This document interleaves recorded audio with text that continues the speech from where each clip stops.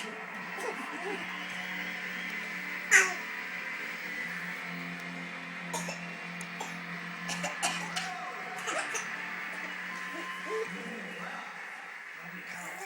it's a big occasion, isn't it? It's a big thing in the life of a comedian to do a gig like this. It takes a certain amount of balls.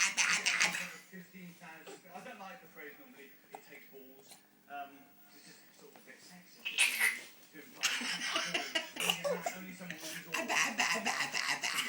I'm surprised, you know, with all the political correctness, I'm surprised you still have to say it takes balls.